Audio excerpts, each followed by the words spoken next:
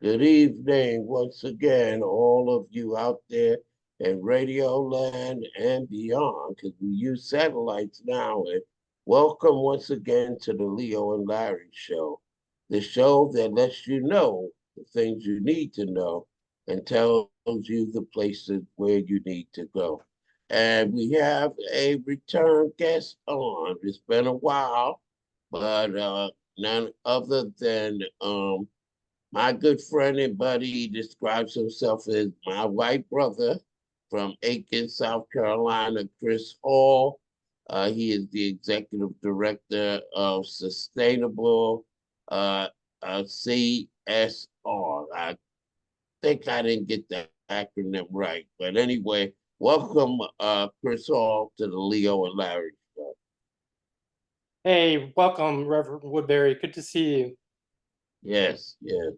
So why don't as always, let folks know who you are, where you grew up, something about your background, why you doing what you do, how you came to this particular place and time in your journey, and then we'll just hop right into what I know will be a very fruitful and engaging and learning episode for some of our friends out there.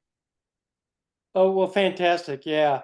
Glad to be here this evening. And my background is I moved down south at the age of 8. I'm originally from Detroit, Michigan, and we had family down here. And it was just a decision to get out of the north, out of the cold winters. And I was a kid. I didn't have a vote in that. I've missed the winters, but we had family down here already, and that's kind of what started my journey. But a big part of my journey and some of the things that brought me here today is my mom was the youngest of 13 children. She's a first generation American, and she loved to go. So we got in the car and we did a lot of traveling, and in those late 60s and early 70s. And I saw a country filled with many different people, some very beautiful places.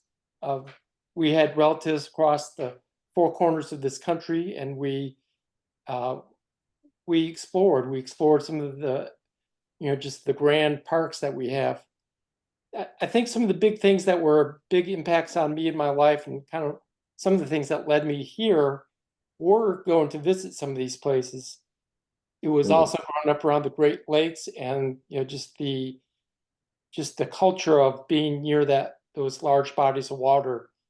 But plus also, Detroit's a melting pot. We had cultures from all over the world in city of Detroit, and my mom was a reader, so I was curious from a very young age, and have always kind of enjoyed learning and understood about the process of growing. Um, in the recent 20 years or so, I've been involved with Sierra Club as chapter chair of the South Carolina chapter of the Sierra Club. I've been involved with probably a half dozen other organizations, from South Carolina Wildlife Federation, South Carolina State Parks, to NAACP. And in that journey is where I came to meet you, Reverend Woodbury, and others in the environmental justice movement. And I was a tree hugger when I got started. I got started with Sierra Club because a river that I loved, a river that really connected my love of the outdoors with my spiritual values. And from there, I got involved with Sierra Club, and when I became chair, I my work really became real, because I saw that the impacts of environmental harm did more than just damage these places I like to hike and paddle. It really impacted communities of color, and I didn't know that before. And so my journey took on a whole new dimension. Along the way, meeting you, I learned about the big campaign that Sierra Club had at the time, Ready for 100, and the initiative of Mayors for 100. And over the years, I became more and more interested in local city government and how government works. And I saw those campaigns as an opportune way to make local work happen and make an impact locally. And after I stepped down from there in the last few years, I wanted to do more than just fight on policy levels. I wanted to see action on a very hyper local level. So I started Sustainable CSRA. And CSRA is an acronym that a lot of us are familiar with here in my area. And it stands for Central Savannah River Area. And it comprises like 18 counties in the general area. The largest areas in particular happen to be Richmond County in Augusta, Georgia, and Aiken County here on the South Carolina side. And some of my work I knew immediately want to focus in on transportation. I saw transportation as just the ideal campaign because it has the opportunity to directly impact quality of life. We have the opportunity to address equity issues. You know, not everybody can afford cars these days. And even those of us who have cars, the maintenance continues to increase and it's just a challenge. But also it's a big environmental issue because as we see our cities expand and grow, we know that the rural areas are getting thinner and thinner and everybody's moving into city centers. And, you know, that's where we have to really look hard at economics and where that matches on environment. And the big thing there is that when you have limited space in a city, do you really tie up that space with car parking? And so, I really see this as a great campaign to be able to connect people with issues, to impact pocketbook issues, and help clean up our air by, you know, bringing some cars off the road and also expanding public transportation. The public transportation is really important for the growth of a city, an area, a community, and also deals with mobility issues. You know, growing up in New York City, I didn't realize how different it was other places that literally could go anywhere in the United States by ground transportation, by bus or by train, and then of course it was an airport.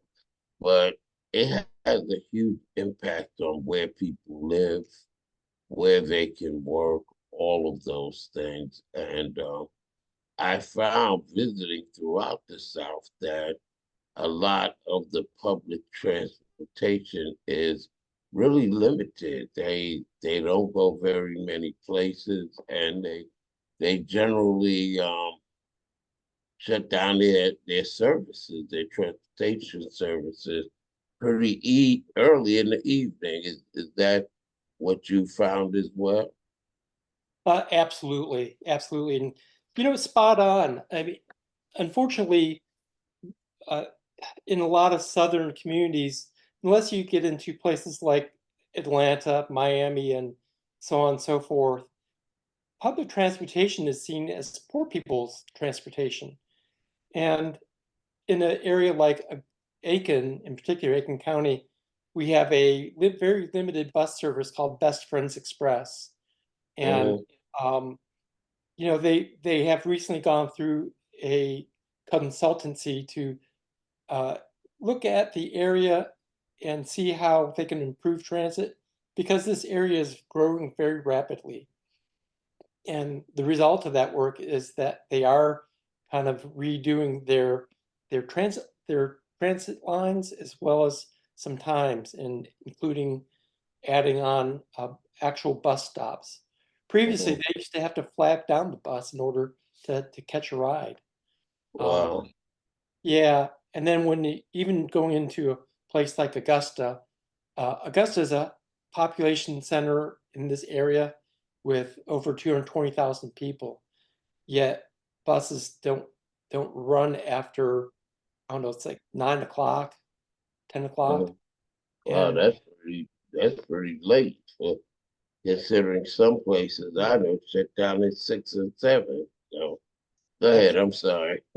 no, you're right there. And, and the thing about transportation in a lot of areas is, one of the big challenges is, you know, a lot of times when you see people and hear people talk about public transportation, they see it again as poor people's transportation and as an expense. And because of some of the pervasive attitudes, um, a lot of communities, government do not support robust transit in their area. But the simple fact is that when buses run rapidly, when they're readily available, um, when you have a quick turnaround time, when they're reliable, people use public transportation. And Right. so those are some of the key areas is, can I get there? How long will it take to get there? And how dependable is the route?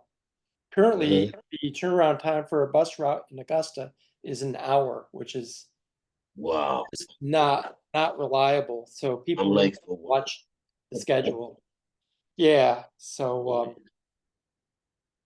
So the other thing is we're getting a lot of I know for people of low wealth, um Uber and Lyft may be an extravagance that they can't really afford. But I noticed in California when I was in the Bay Area recently that they had a lot of self-driving Ubers and a lot of driverless cars that were out there filling up that public transportation space. What do you think about Uber and Lyft? And are they actually filling a gap that public transportation should be occupying? well, like a lot of things, there are pluses and minuses.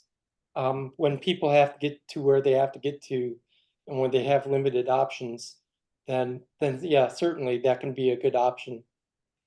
But Mhm.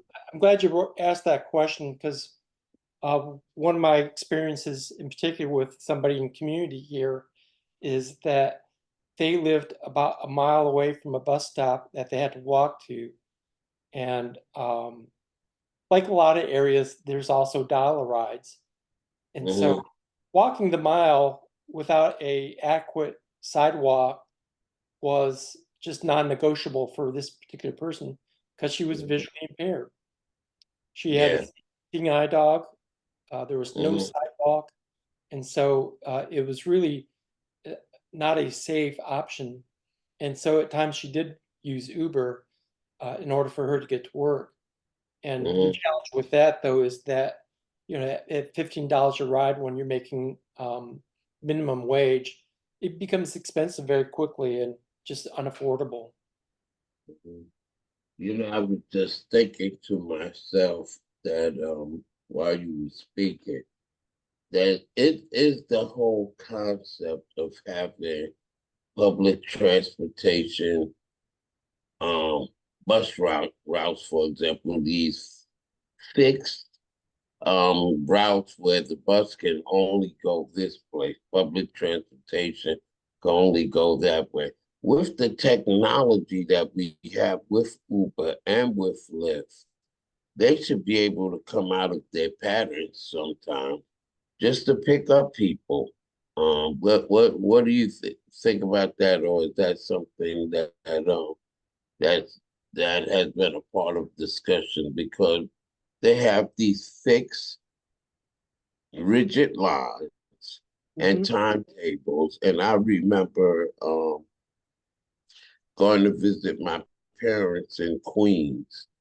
And if I could make that last bus that went just a block and a half from their house, I would be okay. If not, there was another bus I could catch that left me about 4 blocks from the house. But if I miss both of those buses, and this is late at night, then I probably had to walk about 15 blocks or more. And it was all because of these rigid timetables and rigid routes. And, sometimes on this, because it's Queens, so it was a part of Queens where the subway didn't run. And something would happen, I'd come up out of the subway exit knowing I miss I miss those buses, and I would have to walk in the dead of winter or something like that. So it's thinking about the technology we have available today. Why can't buses have a public transportation? Why can't they have expanded routes? Yeah, and that's a good question.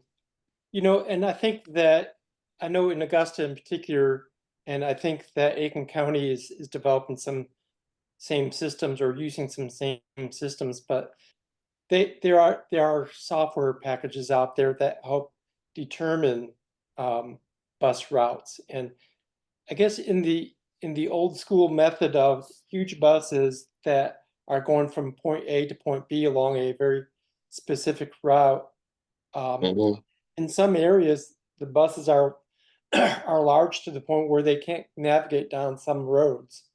And so mhm, one of the things that they're looking at in the south part of Augusta is a micro transit operation, which I'm not real familiar with at this point, but it seems like it could be a very good um, option.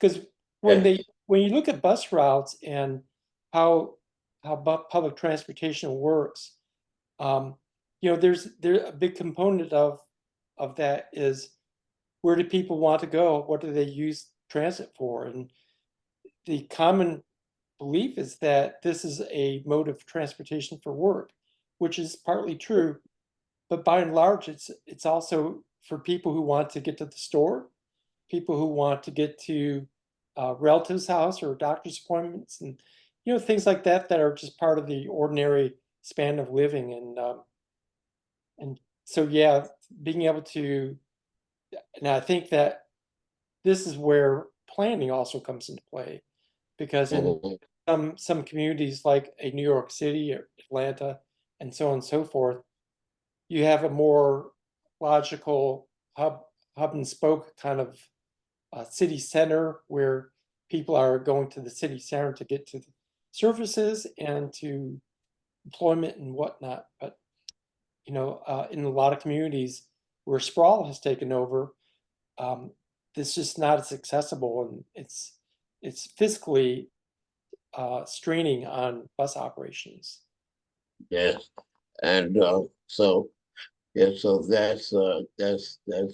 one of the challenges, and how, especially as we're moving now more to towards electric vehicles, and here in the city of Florence, they're constructing a EV manufacturing plant as we speak. And so I was wondering also, because you mentioned smaller vehicles rather than the big giant lumbering yellow school buses or whatever color, um, having smaller vehicles. And can we do a thing with where we have the equivalent of taxi companies? Because I noticed my wife retired from Walmart, and the first of the month when the checks came in, you saw a lot of uh, taxis that were at Walmart waiting for people to come out, etc. And so I was just wondering, is there a way that we can expand public transportation by also creating jobs and businesses for others? And I'll give one quick example before you can respond, Chris. Um, just before I left New York, they had these vans, and most of them were driven by people from the Caribbean. and the vans would run just ahead of the bus, and so they would make the stop at the bus stops ahead of the bus, and they charge the same fare as the bus. And so a lot of times people rode them, because I know there were times when I missed my bus and I was feverishly looking for the van. And when it came, I was like, because once it got filled, it made no other stops and it would just pass the bus. And you're like, wow, made it on time.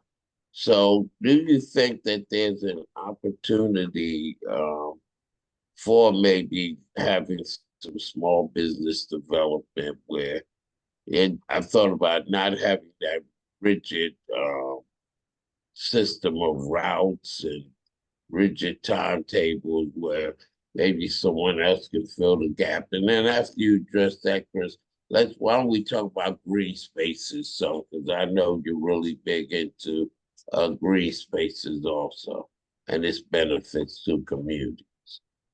Sure. Yeah. I think that there probably is some space in there.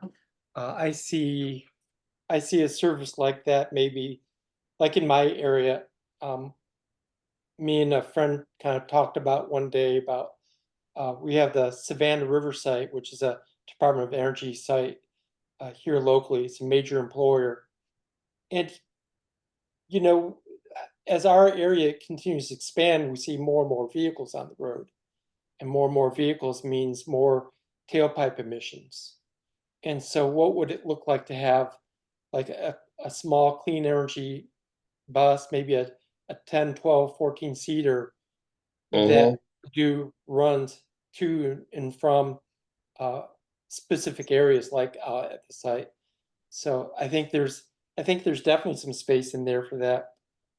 I also think that as we kind of start thinking about the green space and some of these other components to transportation, a big part of this and how transit works or doesn't work depends upon how cities are put together and in Mm-hmm. some cases how they are redesigned because the sprawl.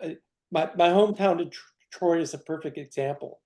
Detroit is now known for Motown and music, but it's also known for Motor City. And so it was Mm-hmm. important for a place like Detroit, where Ford started Ford Motor Company, to be able to give people a purpose and a reason for them to want to buy a car. So it Mm-hmm. became this very large landmass that's large enough to put Manhattan, Boston, and San Francisco within its city limits.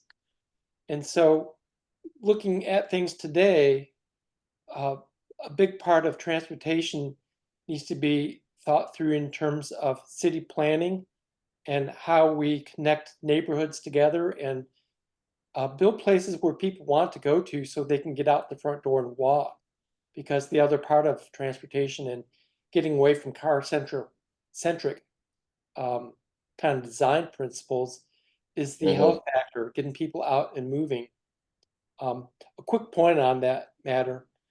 Um, One of the podcasts that I listen to from time to time is called Strong Towns.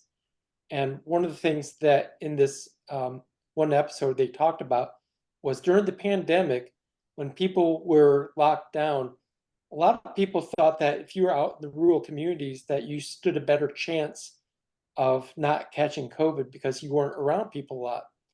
But Mm-hmm. what the statistics and studies showed is people were less active when they were driving in cars all the time.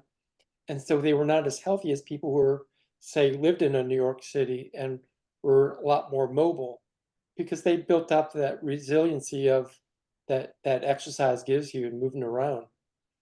Um, and that kind of leads right into green space. You know, One of the good things that Augusta has done is they've developed this area right downtown on Broad Street where they have a Sunday concert series during the summer. And it's a great place for people to gather and there's trees out there so it helps to cool down the land.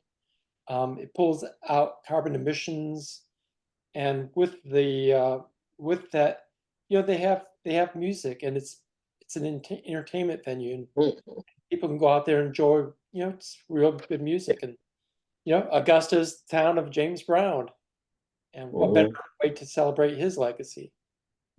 Yes. And I was just thinking because that's something too, to have public transportation that takes people in the green spaces and to parks, and particularly again in low wealth communities where Mhm. they don't have much tree cover, and those communities, a park is a basketball court and supporting some asphalt and for parking and pouring concrete. You have a seesaw and some monkey bars and swings, but nothing green, no grass, no Yeah, trees, no bushes. And knowing that with extreme heat, that communities that are heat islands can actually be 10 to 15 degrees hotter than an area that has lots of trees. And so just letting people be able to get on public transportation and go to the park where it may be cooler than where they live is important too. So it's not all about going to work, right, Chris? absolutely, absolutely. And you know, I believe it's in the last year and a half, National Geographic issue came out that focused on trees, and trees can be a big equity issue for sure. In this episode, they followed this one street in Los Angeles, and it started off in the more wealthier communities. And in those communities, you had these very old, mature trees that provided lots of cover. Uh, the trees serve a lot of different purposes, everything from cooling down the asphalt-driven communities to taking in all that tailpipe emissions. And you know, not enough can be said also just for the mental health aspect of being able to commune with nature.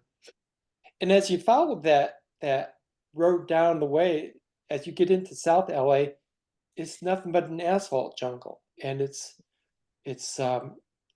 communities that are underinvested in. There's little tree coverage, and I think we see that in a lot of areas across the country. And right now in Aiken and Augusta, trees are kind of a big topic. Um, Hmm. as the city of Augusta is looking to cut down about 100 trees in the downtown area, you know, Wow. they're the part of the project is to improve the walkability of the community. But I like to think about the decision making upstream of that. And one of the phrases we often hear in the EJ community is, if you're not at the table, you're on the menu. Um, at what Yes. at what point were they looking at this and saying, okay, let's cut down all these trees and improve the sidewalks? And it does go from a nice neighborhood to neighborhoods that have a lack of investment. And at what point could they have considered other options, whether it's like a road diet to give more space for And walkable, bikeable? road diet. That's right. Yeah. Do we need 4 lanes, 2 lanes in and 2 lanes out in some areas? And the option and the answer to that is maybe not. Maybe not. People like to get out and walk, and they like to be in that area where you have trees and you hear the birds. And Mhm. just for a few minutes, I mean, it's a great way to just escape from all the things that we're challenged with today. Yes, and another thing that can increase accessibility for people who may not be able to even afford a car. There's a lot of people out there who have mobility issues because they can't afford a car, or their credit is not up to par. They don't make enough money or haven't been on the job long enough.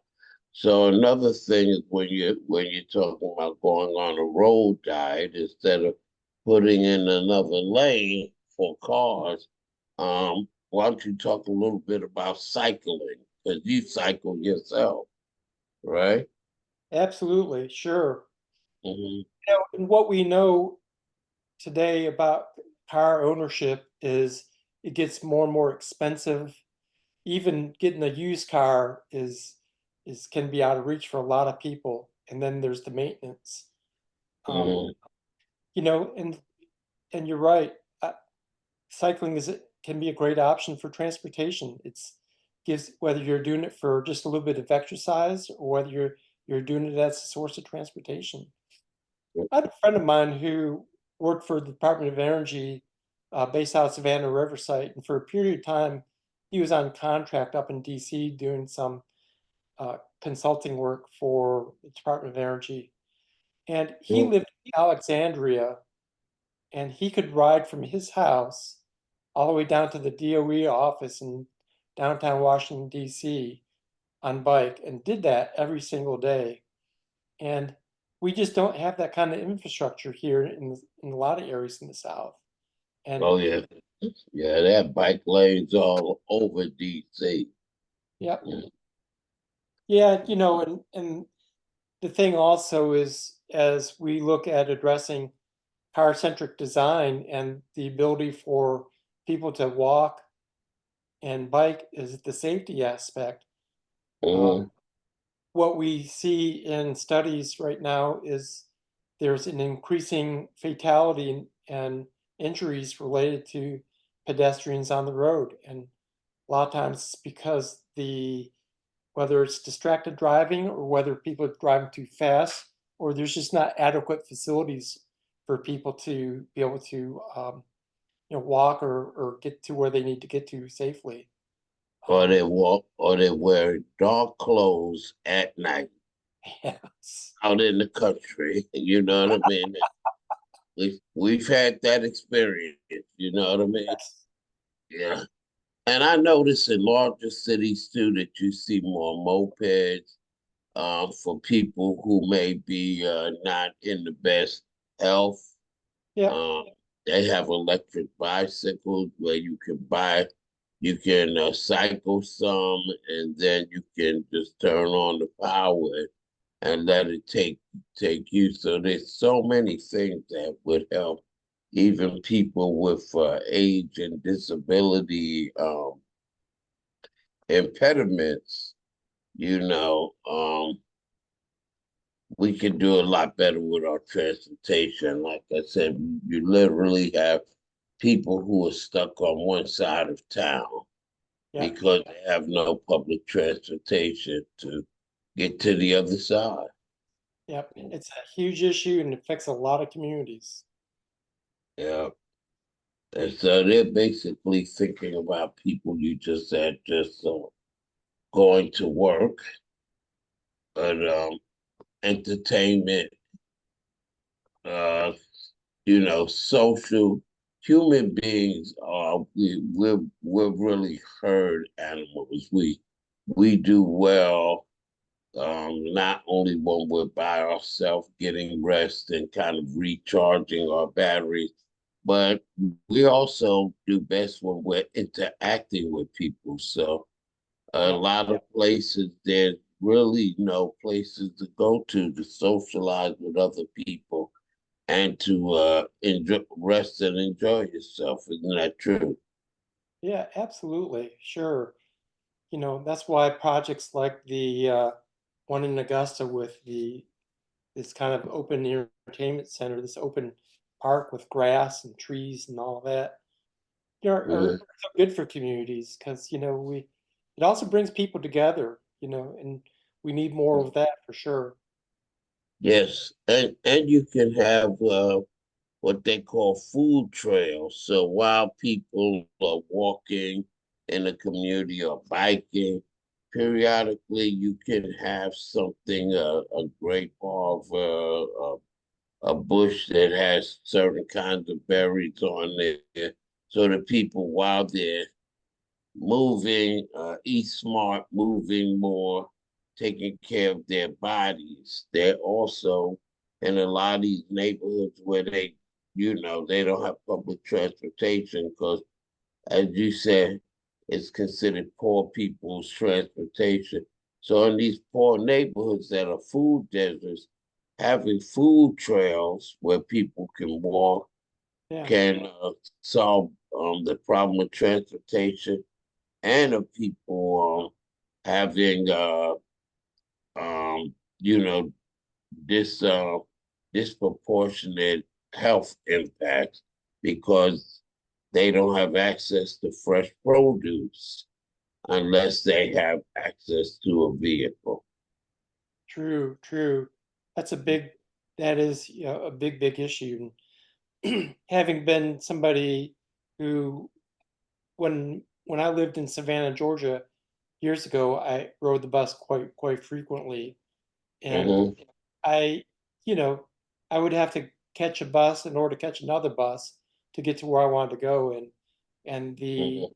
opportunities to be able to get to healthy food was a challenge at times because um, you're you're loading up groceries and then you're getting on one bus, and that's a lot to handle when you're trying to get from point A to point B because where you live doesn't have that fresh produce, fresh vegetables. That's very important when it comes to the health, not only for adults but also think about children too that need to eat healthy, need to eat right so that they don't wind up with either physical or mental disability. But I want us to go on a long trip now because I know you and I have spoken in the past about how strangely long distance transportation is laid out in the South. Mhm. That a lot of the tracks just go from north and south, from south to north, and don't take into consideration any of the many, many, many other people who live in the South but may want to travel east to west or west to east. And so I know that's something I've heard you talk about before, the need to connect major and fast growing cities across the South, moving east to west rather than just north to south. That's so true. And we've seen with the Biden's Infrastructure Act that has opened up some opportunities to be able to build out passenger rail. And in the recent 6 months, there's been a lot of talk about Amtrak making some lines going from Charlotte to Greenville down to Augusta and then to Atlanta with possibilities of going to Savannah, Georgia, as well as Macon. So I think there's a lot happening right now. And, uh, people I know who live in the Augusta area, they would welcome that with open arms. A lot of people would much rather jump on that train and head up to Atlanta than having to get in the car. I've seen over the last 10 years, but even the last 5 years, when I'm on Interstate 20, whether I'm going east or west, uh, Mhm. there's some exits where it's just, you know, there might be a half mile or a mile long line of cars waiting to exit off the interstate. And, I think we're Mhm. long overdue to try to bring a better source of transportation to the South and make it more accessible to just a variety of communities. Um, so absolutely. Because when you were saying that going from Greenville down to Charlotte and down, from there and uh, oh, I thought I, I still don't have a east west connection to Atlanta. So Yeah. maybe they can do that too. And the public transportation system in Atlanta, I find is awesome because they have these trains that connect, take you into Atlanta, but they also have parking lots and you could see people like park their car in Decatur, Georgia, or out right outside of Conyers, Georgia, like 30, 40-minute trips into Atlanta. And they're able to park their cars. So they go into Atlanta to work or shop. They come back and get off in Decatur, Georgia, go straight to their car because they don't even charge them for keeping it there all day and go home. So still needing those connections to those main lines and doing it in a way so that they don't have to spend as much money on, paying for more track to go a further distance where they can just make sure that we can drive Parkway and know our cars will be safe, and then we can come back and get in the car and go home, right? What do you think? Yeah, absolutely.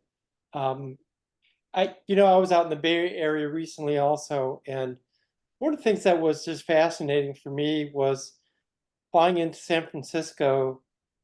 When I got off the plane there, grabbed my luggage. Um, Mhm.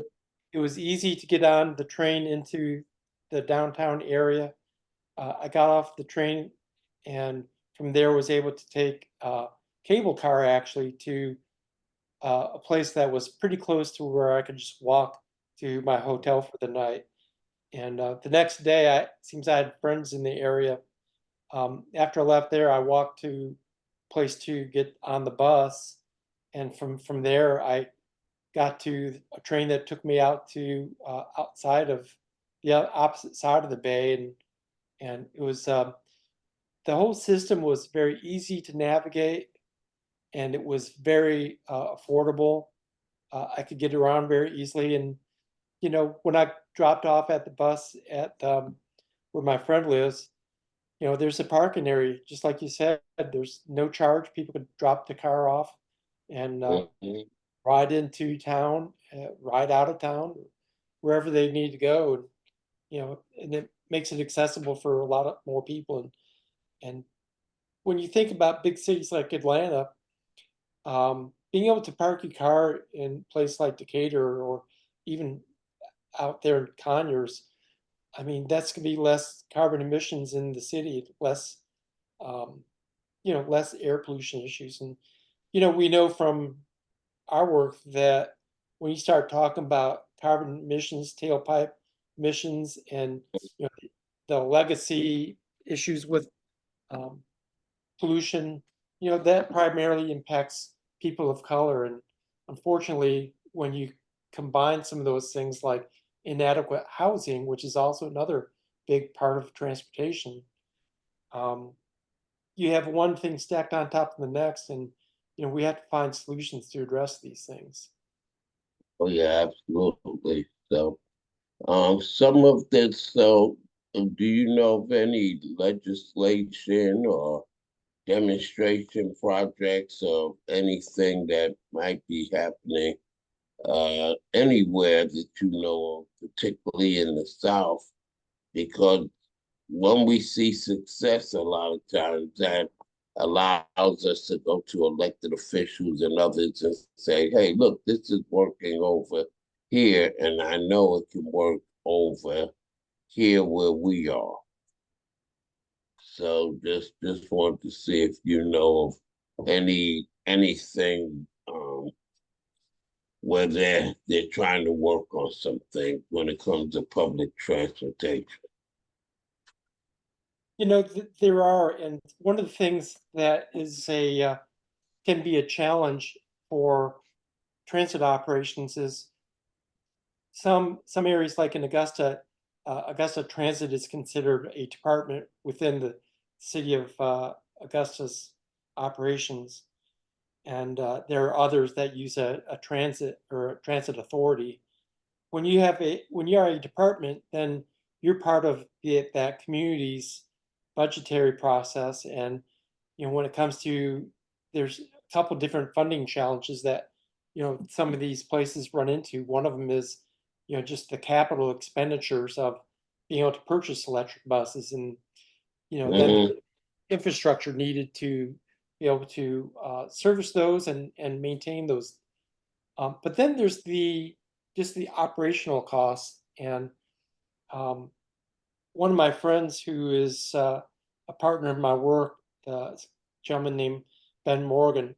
Ben is part of the Transit Workers Union, and Mhm. he's been doing some work lobbying work up in DC, um, on a particular bill. I don't have that in front of me at the moment, but it's geared towards trying to bring more money down into the operations.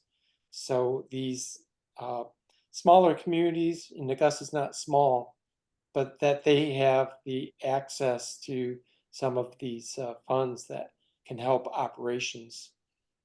Um, Yes. Do you see any progress with after President Biden's passage of the Inflation Reduction Act and the bipartisan infrastructure act? Do you see anything being done in regards to infrastructure in any of the cities where you work? yeah, absolutely. You know, um, I think it's important when I do work in a community, I have to look at the people that I work with as people who are partners, and that includes the elected officials as well as staff. Hmm. One of those things that I've seen with regards to that is I've supported the work of Augusta Transit for the last 4 years, and they've done some very good work. And through some of these groundbreaking acts that President Biden has unfolded, I've seen Augusta Transit apply for and successfully win a competitive grant for 5 electric buses, and Mm. um, they they will be coming into the area next year. And in just the recent past couple of, I guess about the last month, um, they were notified of another successful grant that they received, uh, upwards of $12 million to make the purchase of 6 more electric buses. And on top of that, they've been successful in getting a grant um, to kind of redesign and rethink out the transfer station that they have in the downtown Augusta area. And those funds are important because when you start looking at these big capital expenditures, that's a lot for a community to absorb. Um, but it does take cooperation with those local elected officials, and so it Yes, it really has to be a partnership. is. So how did and we have like 1 minute just quickly before we wrap up and you tell folks how they can reach you, Chris, is what's some quick ways that the elected officials were able to help out? I know planning, zoning, ordinances, exactly how were they helpful? So maybe some of them who are listening might understand that they too can create more green spaces and better transportation systems. Well, I'll give you a couple quick examples, and I think these are both pretty critical. When a entity like Augusta Transit wins a bid for a large grant like the ones that they've received, um, that entity will only be able to start the purchase order for those buses when funding is obtained. And we all know that the federal government can be real slow at getting funds out. It would be important for the community's procurement office to help fast track that process by working with the transit department to um, accept as a form of guaranteed payment that uh, funds are going to come in, and to release funds to that entity so they can move forward with that purchase process. Because it can be a very long, complicated process. Once you win that grant, then you have to get the money in from the federal government. You have a local match, and then when you finally get that money together, then you can place the order. And then the order to manufacture those buses, those are custom built buses, and they're not just sitting out there in the parking lot waiting to be driven off. And so by streaming that process a little bit easier, that turns around the benefit to the community that much quicker. Mhm. Yep. So thank you so much, Chris Hall, for coming and sharing some of the progress. Last time I know when you were here, you had some concerns, but it looks like you're making some progress and sharing ideas on how we too, wherever we live, can improve public transportation, have more green spaces and walking trails, and having a healthier and safer community where we can see each other. So why don't you tell folks how they can connect with you in order to learn more about your work, and also they may want to volunteer or use you as a consultant. So how can they reach you? Yeah, perfect. Well, it's been a great conversation as always. And I guess one last point to wrap up is that, we have every year there's a new campaign that goes on across the country. It's called A Week Without Driving, and it recognizes October as Disability Employment Month. Well, if people can't get to the job, then it doesn't matter, how open people are to hiring somebody who's has a handicap. And this year, the week is from September 30th to October 6th. And if they'd like more information, they can contact me at 803-640-5551 or through my email address, chris@sustainablecsra.org, and visit my website at sustainablecsra.org. Thank you. Thank you so much, Chris Hall, for enlightening us on about some of our transportation needs and opportunities.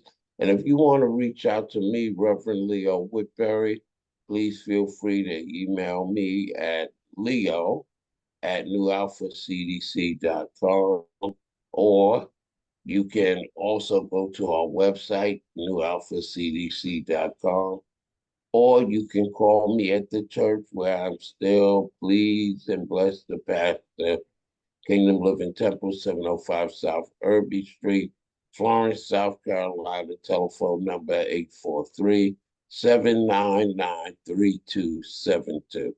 And so until next week, this time, remember, if there are things that you need to know and places where you need to go, it's the Leo and Larry Show. God bless.